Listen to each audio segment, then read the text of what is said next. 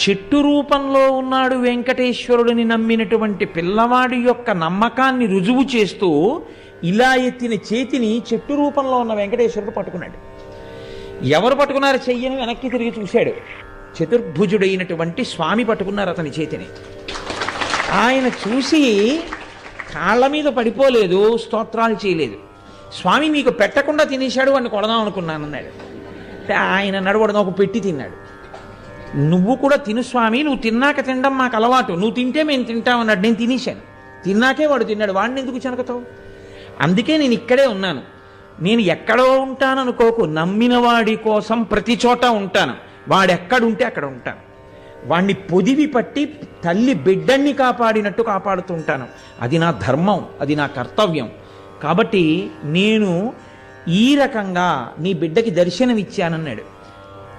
రాజుగారికి తీసుకెళ్లి వెంకటేశ్వర